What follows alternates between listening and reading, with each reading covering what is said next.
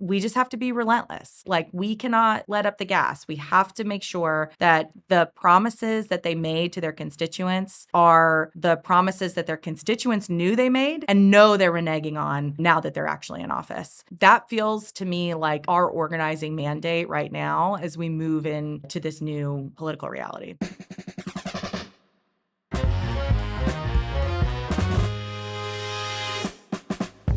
Welcome back to the Campaign Strategist. I'm here today with Liz Kazal, who is the Deputy Director of the Campaign for a Family-Friendly Economy. In her role, Liz designs strategic campaigns that center working families, conceives and executes electoral programs, and ensures the organization's internal systems and practices align with its core values. In 2024, Liz played an integral role in the campaign's $50 million electoral program, communicating with voters across the country about the economy to elect Democrats up and down the ballot. Prior to joining CFFE, Liz spent 10 years building progressive power in the South, including as the former North Carolina Director of America Votes, and she is still an active part of the progressive ecosystem in the state. She lives in North Carolina with her husband, daughter, and 2 golden doodles. Welcome, Liz, and thank you so much for taking the time to talk with me today. No, thank you, Pete. I'm so excited to be here. By the way, some former colleagues of yours and mine say hi, Nathan Wilcox and Excellent. Shelley Vineyard. That's amazing. Let's start with your journey. How did you get into this work, and what keeps you engaged after all these years? Oh, it's so funny that you mentioned Nathan because he's part of this story. So that'll be great. So I grew up on the Gulf Coast. I'm a Southerner through and through. So I grew up on the Gulf Coast of Mississippi, about an hour and a half east of New Orleans. As any good coastie, I spent my entire childhood on the beach or at the Barrier Islands, fishing and swimming and bird watching, all kinds of things. I just lived outdoors, basically. And in fact, where I grew up was a stone's throw from the Gulf Islands National Seashore. So it was a part of my upbringing. And, I really got politicized during the BP oil spill. So my mom was a small business owner. She owned a store for backyard bird enthusiasts. And I can remember in 2010 in April that, we were just unsure of how long it was going to take them to cap the well, what the ultimate aftermath of that destruction was going to look like. We just watched tarball after tarball wash up on our beaches. And it really took a huge toll on our community, not only, psychologically. It was 5 years after Hurricane Katrina, which had come through and devastated our community, but also it took a huge hit on our tourism industry. Like, my mom ran a store for backyard bird enthusiasts. A lot of people don't think about the Gulf Coast as a birding destination, but it is. And she just saw a tank in her business as a result. I saw not only the deep environmental impacts that a spill like that has on a community, but also the economic impacts that it has when it goes so wrong. So, that really is what galvanized my desire to get involved into politics, and particularly environmental politics. And so I went on from there to launch several youth organizing initiatives in Mississippi, passing renewable energy initiatives at the local level at campuses. It was that work that attracted Nathan and said, hey, you seem like a person we should have in our network to help us do this on an even bigger scale. And so that's how I found Environment America and Environment North Carolina, and what launched my advocacy career outside of Mississippi. What's your take on how did the spill affect people's thinking long term? I mean, as someone who spent 13 years in Texas, there was a predominant attitude of, well, the whole pollution thing is just a side effect of our way of life and what it takes to have our economy. How did people in Mississippi respond? The truth is, the oil industry does provide high-paying jobs for people, especially folks who maybe high school is the highest education level they're going to go and get. However, we also have a very thriving fishing industry. So my neighbor growing up was a shrimper. His whole life was in his shrimp boat. Like, his ability to go out and get pounds and pounds of shrimp and, provide the local restaurants and also direct to consumers was his lifeblood. And whatever they were able to pull in is how he was going to make ends meet for the rest of the year. And, we saw a big decline in our fishing industry post the BP oil spill. And I think that really the cleanup as well was a huge part of the community for years afterward. I remember 2 or 3 3 years after, I had friends who were still getting contracts to go clean up oil out in the Gulf. The news media usually focuses on these things for a small amount of time. There was a lot of coverage around this because we were diligently watching when they were going to actually close up the well. I was doing campus organizing at the time, and I am a Mississippi State grad. That's Starkville, Mississippi. And my campus was never a place that huge activism was a part of it. It just wasn't a part of our culture. But post this, we were able to turn out hundreds of students to rally on campus. There were letters to the editor all the time from this university that was hours and hours away from the actual impact. So I think it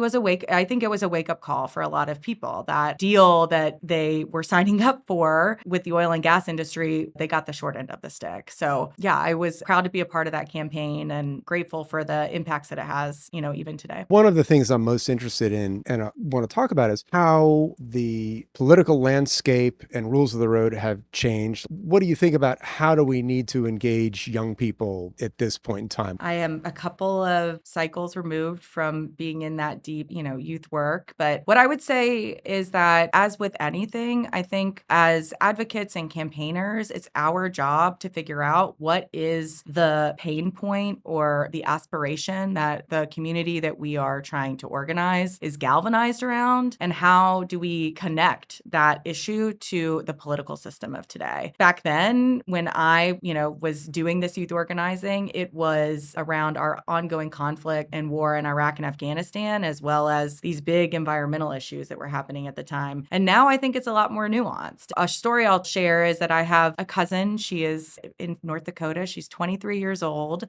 that is something I would consider youth. She graduated college a couple of years ago and is starting a family. When she told her employer that she was pregnant, she got laid off because she lived in a state where pregnant women are not a protected class and where an employer is able to do that. The conversation that I had with her about that, which obviously was terrible, but what makes, I think, insult to injury is that she grew up in Minnesota. If she would have had this job just 4 hours to the east, not only would she have been in a protected class, but there would have been a whole suite of family-friendly policies that she could have leaned on. And so connecting the dots for this person who, to be honest, is on the conservative side, is somebody who was enamored with Trump, to say this is a political problem and it doesn't have to be this way. And in fact, it doesn't make sense that a 4-hour difference could be the difference between whether you get to keep your job and have family and medical leave and have all of these support systems to help you in a really critical time in your life and not. I think, as always, our job as organizers and as strategists is to really figure out what's the issue that is local and most impactful to the communities we're trying to reach. This is certainly my ignorance at play here, but it's legal in some states. Is that still true, to just lay off a pregnant woman? I mean, not every state has the same. Our laws vary state to state. So I would have to go and get you the full kind of list. The truth is that we don't have national standards for paid family and medical leave. We do not have national standards for how much somebody should be paying for childcare each month, what,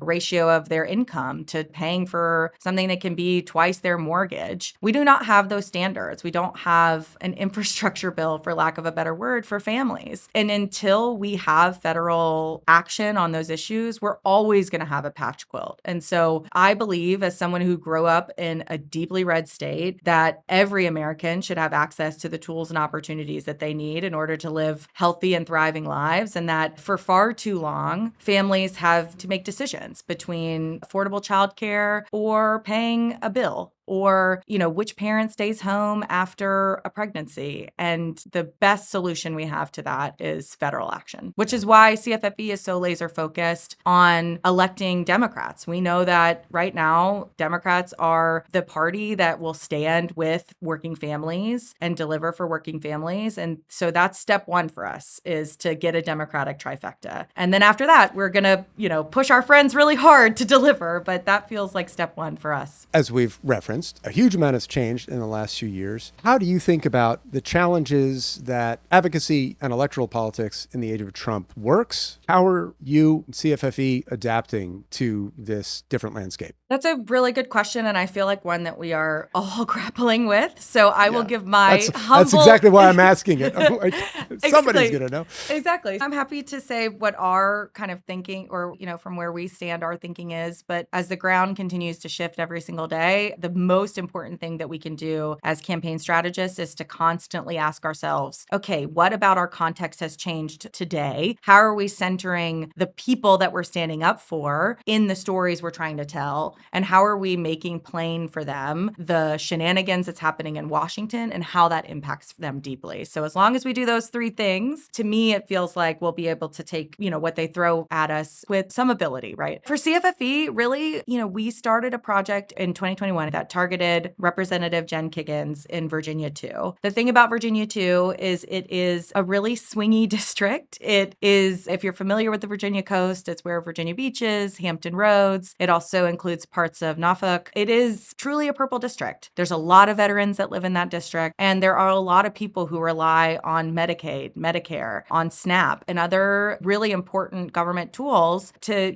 live their lives and make sure that they can help make ends meet. And unfortunately, Jen Kiggans, said that she was going to stand up for working families, but time and time again continued to vote with Trump and Trump's allies in Congress, and she's not stopping now. And so we're laser focused on making plain for people on a daily basis what she said she was going to do for families and what she's actually doing every day in Congress. And we just have to be relentless. Like, we cannot let up the gas. We have to make sure that the promises that they made to their constituents are the promises that their constituents knew they made and know they're reneging on now that they're actually in office. That feels to me like our organizing mandate right now as we move into this new political reality. And you talked about essentially relentlessness in the panel that you moderated at America Votes last month, Resistance Through Accountability, that this has to be a constant ongoing thing, which I completely agree with because we're in an environment where everything is on all the time. The challenge of holding a member of Congress accountable to their constituents, we're also just in almost unexplored territory there, because I don't think we've ever had a president who has been so open about being ready to punish members of his own party who step out of line. Republicans in Congress are afraid to cross him because of the fear of being primaried, which is a threat that's even more substantial because the world's richest man is like Trump's hitman, I guess, electorally. It sort of didn't work out too well in Wisconsin, and hopefully that'll set a trend. But when there's a threat of somebody who can write virtually unlimited checks, that's sobering. Is that part of the calculation in terms of like just how much we have to pour on and how much we have to work on engaging more and more audiences more and more constantly? How does that all work and play out? There are two things here. The first is that I want to divorce the bombastic nature of Trump and his brazenness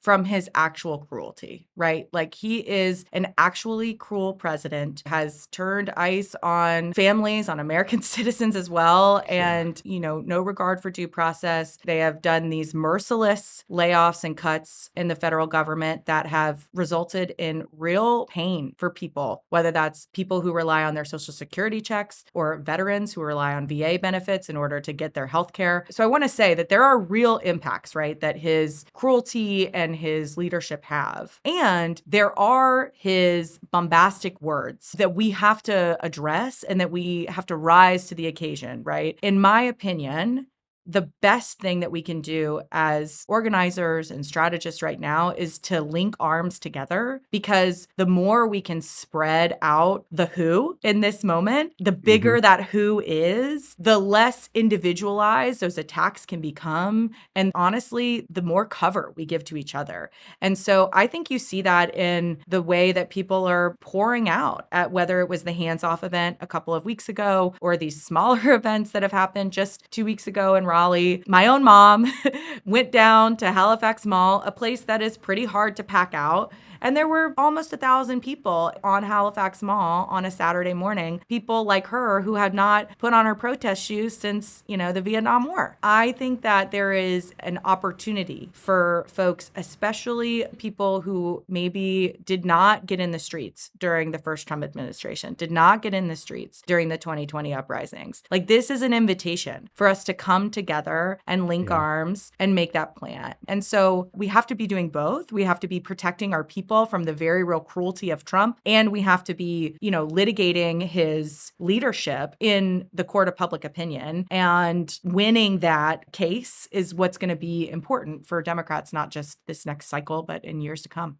I'm really glad you mentioned the importance of solidarity, because scholars who study authoritarianism have noted repeatedly, and then more recently cautioned for the U.S.'s case, is that authoritarians like Trump rely on dividing and conquering civil society and the institutions that can offer up resistance. And we can see Trump doing this right now in the way he's going after one university at a time, Exactly. one law firm at a time. The only strategy that works against that is solidarity, is for the civil society to, as you said, link arms and present a unified front. Are you seeing that happening more? Like, I'm hearing that CFFE is doing it. Are other groups responding? Do you think that there's widespread recognition of the importance, both for survival as well as to regain the political initiative? Absolutely. I mean, just last night, we were in rural Pennsylvania with our partners at Action Together NEPA, which is a community-based group that pulls together their neighbors and friends to call their congressmen and organize around local issues, as well as some of our labor partners. And we had 50 people come out to an empty chair town hall to tell Ryan McKenzie that he was missing in action and that we needed him to show up and to show up for families. So I think you see that, whether it's rural Pennsylvania or big cities like Washington, D.C. or L.A. I mean, I think you're seeing a pretty big outcry of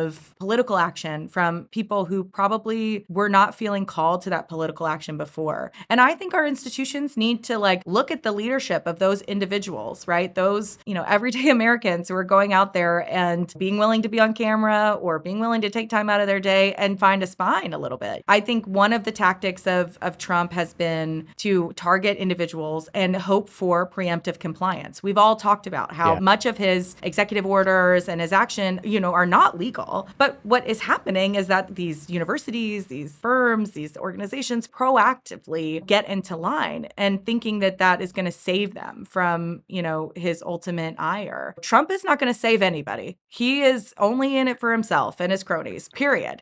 Like, if your name is not Musk, he's not saving you. And even if your name's Musk, you could be on the chopping block one day, So I think that the only solution to stand up against an authoritarian is for us to stand together and to have some fortitude to be able to say, hey, there's going to be consequences here. And I hear that, but, we're not going to give 1 inch. If we give up an inch voluntarily, they're just going to take a mile. And that is the dangerous point that we're at right now. Absolutely. And, in terms of preemptive obedience, a couple of the major social media platforms just align themselves with Trump. Of course, Musk did, but then the Zuck did as well, just really bowing down in advance. And there's probably other examples. But that all is part of one of the most significant challenges we face, which is this incredibly asymmetrical media landscape where the right has both helped to shape it over the last 10, 20 years and have been much better at thriving in it and using it to their advantage. One of the things I'm most interested in is how are progressive organizations and strategists adapting to this communications environment. Adaptation is essential because audience is influence. So how are you approaching solving this puzzle of how do we engage constituents and voters in these times when attentions are so split and there are such distinct audience segments? I mean, it is an ongoing question that we're wrestling. So I would say that we asked ourselves very similar questions that I'm sure many of your previous guests or even yourself asked. Okay, what podcast do we need to be on? What's the landscape? Da, da, da. I mean, so we had all of those questions. I don't want to pretend like we were immune to that. that. But I think as we got further and further away from the election, two things can be true at the same time. In this one piece, we have to figure out a better echo chamber for us to get our message and to bring people into that process so that we are listening to how they're talking about our issues and then listening to how they frame, the problems of the day and using their words to connect it to what is happening in Washington or in their state capitals. So first and foremost, yes. So we have to figure out what is our answer to their propaganda machine, because that's what they have. And,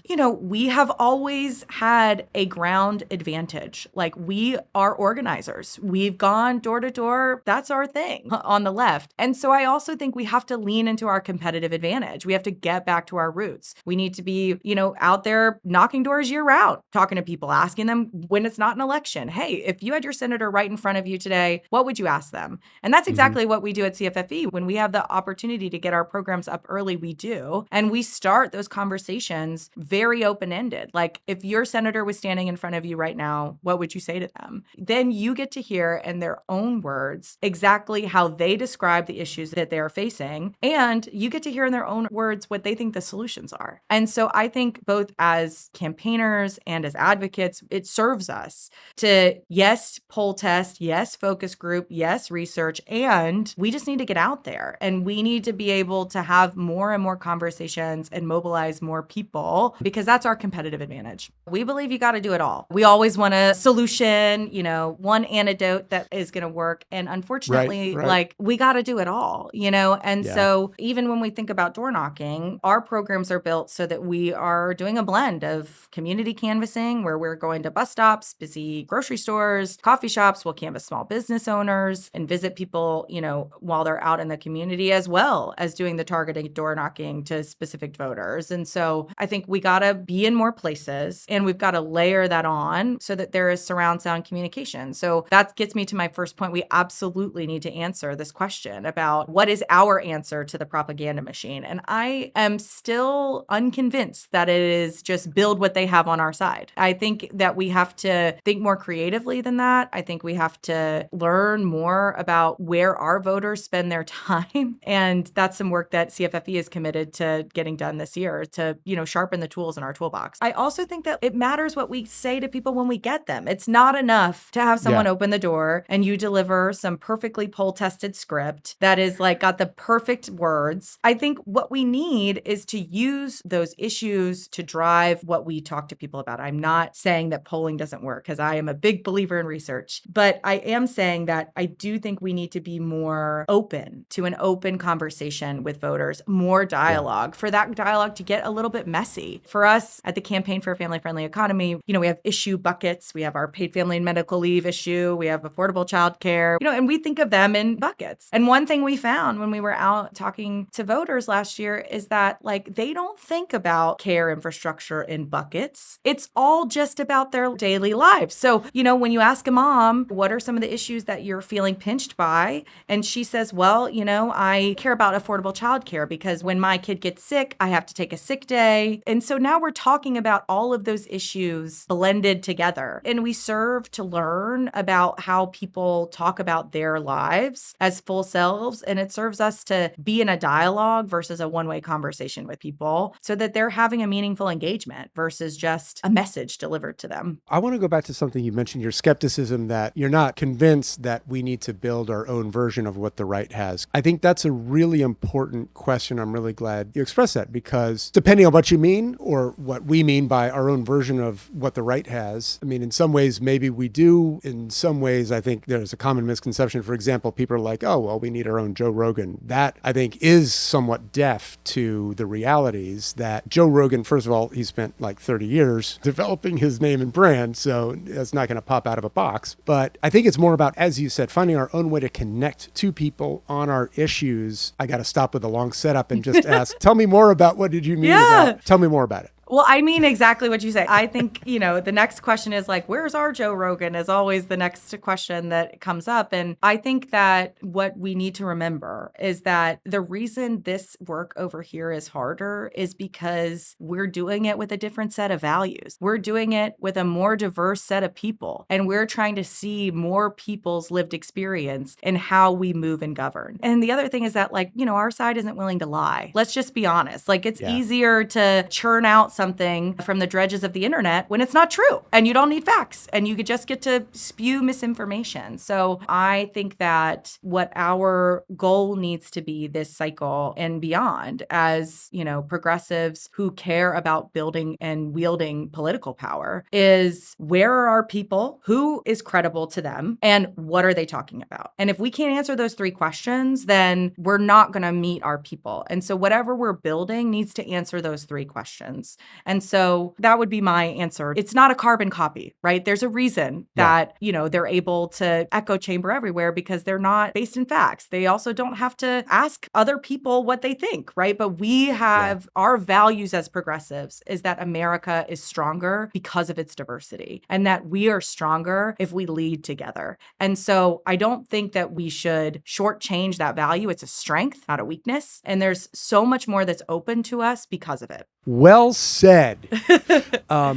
So I do want to talk a bit about the Senate races in the last cycle. The podcast is about the how and how do we figure these things out. Tell me about the process or your approach to figuring out what voters you wanted to prioritize and where and how to best reach them and how you made those choices. I mentioned earlier that CFFE, our mission is to make sure that every American has the tools and opportunities that they need to live healthy, thriving lives, however they see fit. And that right now, what we hear over and over again is that the rent is too damn high, groceries are too expensive, I can't get my kid in a childcare facility, and oh, by the way, I hurt my foot and I don't have paid sick leave. And so I think that, as I mentioned before, being someone who grew up in such a red state, it is not enough for us to have these big state level wins. Those are important for sure. And they make a difference, absolutely. And also, it's an incubator for us to test how these policies actually play out in practice, 100%. But for CFFE,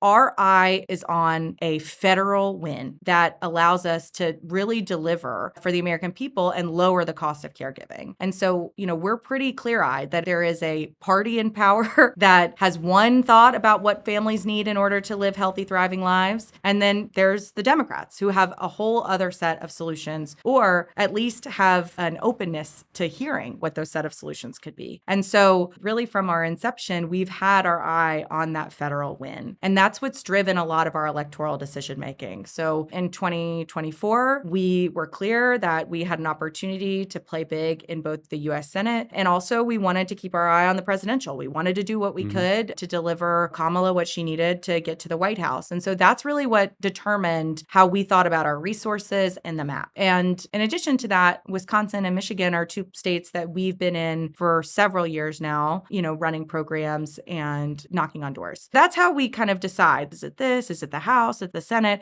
And we did some housework too. I just want to name that, especially in places where we can nest that programming, great. But we also did some work in New York. So I don't want to shortchange the House. It's incredibly important and is obviously going to play a huge impact in these midterm elections. That has been the strategic decision that we've made as an organization with a certain amount of resources. I think the other thing I would say about us too is that our intention is always to get as big as possible and to do as much as possible. So that means not just thinking about, okay, I'm going to get to 50,000 doors in Georgia, and then I'm going to come over to Montana and try to do 20,000 doors over here. Our goal is to say, no, in Georgia or in Wisconsin, we need $7 million to run a fully funded Canvas program, and that's what we're going to keep our eye on the prize to do. And so I think that strategic decision making has allowed us to stay focused on the places that we actually can have an impact, go deeper in those places where we have a long-term role, and continue to build with the candidates that we helped elect post the election, because ultimately, we are an organization who's going to want to deliver policy wins. And so it's not just enough to get them into Congress. We also have to have a good relationship with them so that when the rubber hits the road, we're already deep in it. They know who we are, and they're not afraid to walk that road with us. Senator Baldwin won narrowly in a state that Trump carried. How did you approach the challenge of appealing to voters in what was obviously a divided landscape? That's such a good question. And I feel like one we grapple grapple with also in North Carolina, Yes. as a North Carolinian too. Keep So selecting Democratic governors. exactly. We're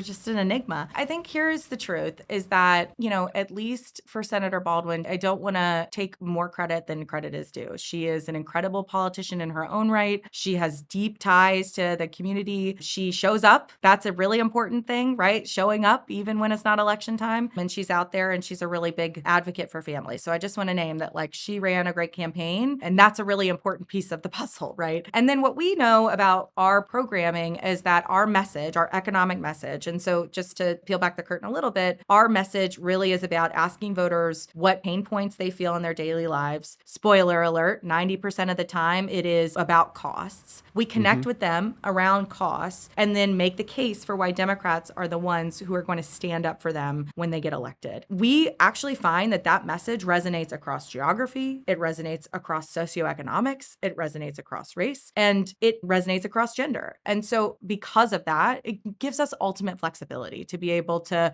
move into the areas that potentially are just less covered or where there's a bigger opportunity for us to play a meaningful role. And so, for example, in Wisconsin, in Wauwatosa, we knock over 33,000 doors. We had conversations with over 8,000 people, and Harris ended up winning that city by 22,000 votes. That was over Biden's performance in 2020. So we know that these messages can resonate in harder to reach areas, and it's just about making sure that they're at scale to do it. Are Trump economic policies starting to, let's say, resonate with people? Are people responding more quickly and like, what the hell is going on? I think to say this. So number one, we are working on a project right now in Pennsylvania and Virginia. There are affordable state projects. And so we are in 4 congressional districts across VA2, Pennsylvania, 7, 8, and 10. And so we just got some polling back recently that shows that actually they're more likely to blame their Republican member of Congress than they are to blame Trump right now. So we have some work to do as organizers. They are blaming their Republican member of Congress. There is an opportunity there for us to really make plain the differences between what they say on the trail and what they're actually doing every day in Washington. And so what we know is that people are afraid of the tariffs. They don't understand what a tariff is, the impacts of what that tariff is going to have on their daily lives. It feels scary. We know that people are really concerned about health care. So people are worried about Medicaid, Medicare, veterans care as well. Did you get any sense as to why people are blaming their member of Congress? Is it because they think that they're the ones responsible for these policies, or is it because they aren't standing up to Trump and preventing him from doing these policies? I don't think that we know enough to say like exactly what that piece is. Right now we've got this live budget fight, and,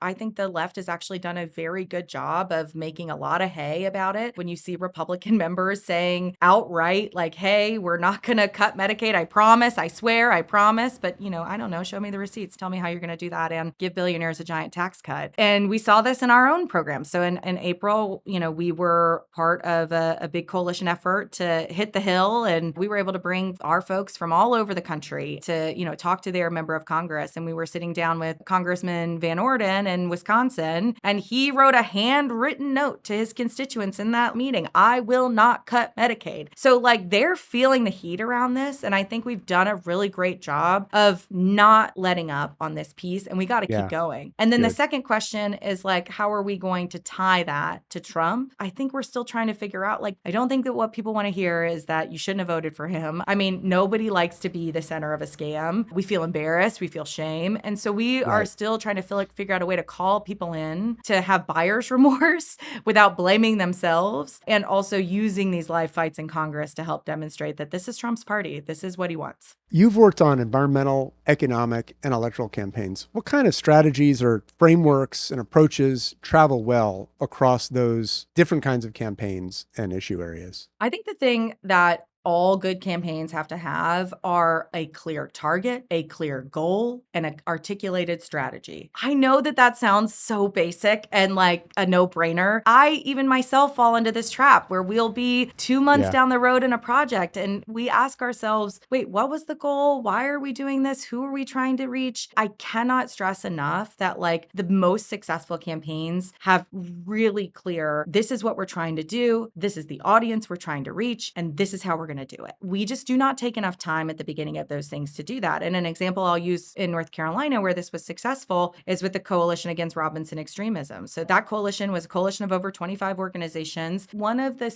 pieces of the secret sauce for that work was to take dead seriously that we needed to be aligned on those three pieces: who we were trying to reach, the object of our ire, and the strategy with which we were going to move that audience. And the more that we can do that, the more that we can normalize that as campaign strategists, I think the better and stronger our campaigns are going to be. And I wish I was like Awesome. some cool insider, information, but it's really as simple as like your organizing principles. Turns out No, that's what that's helps you great. win. I completely agree. And it's all too easy to forget to do those fundamentals, but they make all the difference. What's a lesson that you've learned or a piece of advice from a mentor that stuck with you and you'd like to share? Oh, I have so many. I love this. I work with an amazing coach. Even, my unsolicited piece of advice for everyone is to get a coach. You need a coach. You need someone in your corner. So I work with Toby Hertzlich. One of the things that she reminds me all the time is that you got to put relationship before task. And this work is so incredibly hard. It is so incredibly grinding. We have to remember that our relationships with one another, while invisible, are not intangible. They produce real results. We can move faster when we're in deeper relationship. We can do bolder and scarier things when we're in deep relationship. And we can tackle big, complicated problems because we've done other problems before. And so the more we can pour into those relationships with one another as we're doing the work, before we do the work, I think is what serves us time and time again and is kind of our superpower. So we should lean into it. Wow, that's awesome. Thank you so much for joining us today. I really appreciate it. This has been a really fun conversation. Yeah, thank you. It went fast. I was a little nervous, but I love it. Thank you so It much for does. having me. It zips by. Thanks for tuning into the Campaign Strategist, where we dive into the art and science of advocacy. The podcast is produced by Prismatic Strategies to share wisdom and insights from leaders in the field. I'm your host, Pete Altman. Music was written by Andrea Perry and Pete Altman, and this is edited by Abby Altman. If you enjoyed today's episode, please don't forget to like, subscribe, and share with others who care about making a difference. You can find us wherever you get your podcasts. Thanks again, and see you next time.